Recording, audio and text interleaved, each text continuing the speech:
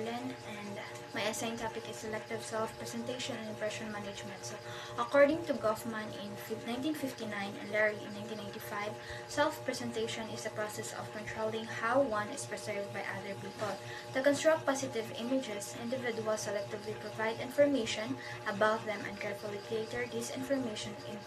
in response to others' feedback. Um, for me, it's all about like how others sees us and how we sees other. Like kanang mulanta to sa ako to ang kaugalingon, and then mga tanan sa ang kaugalingon like sa sanina, like bagay ra ba nako ni nga na, and then mga itag response sa uban nga guys bagay ra nako ni nga sanina like nga na, and then sa like mohatag tag information, and then ang uban is mo response like sa Facebook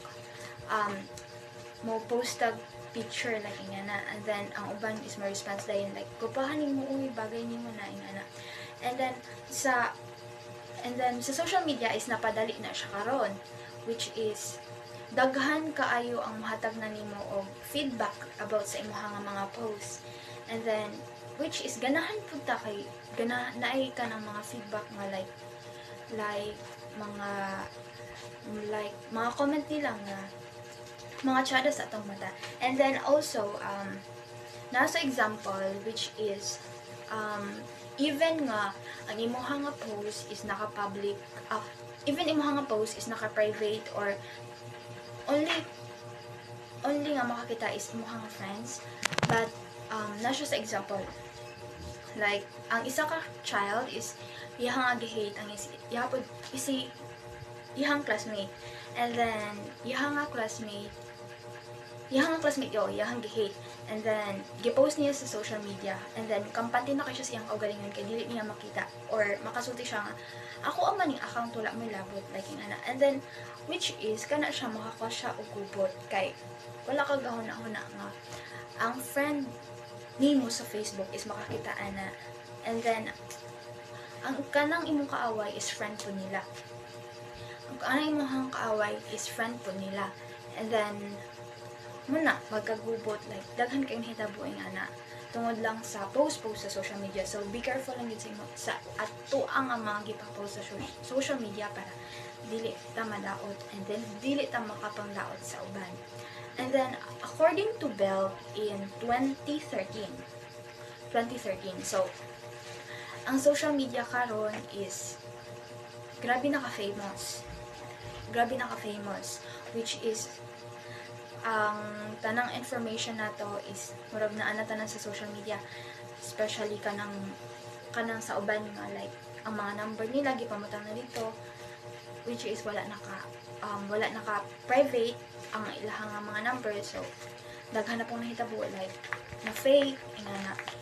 na scam. So be careful lang gyud ta sa paggamit sa social media, and then dako kaayo og pag-usab sa dili lang sa ato ang kaugalingon but also sa world ang social media, especially paggamit nato sa Facebook, which is ang Facebook karon is nahimo na siya og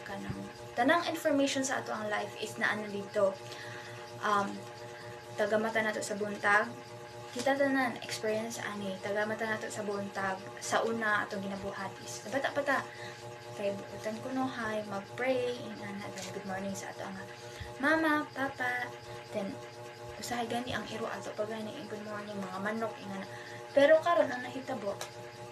pag mata nato sa buntag, ang nahitabo is pag mo-open din ang Facebook, like dito sa Facebook mo good morning guys, mata na ko balos pud mo like o post ang good morning guys, mata na day ang gwapa sa kalibutan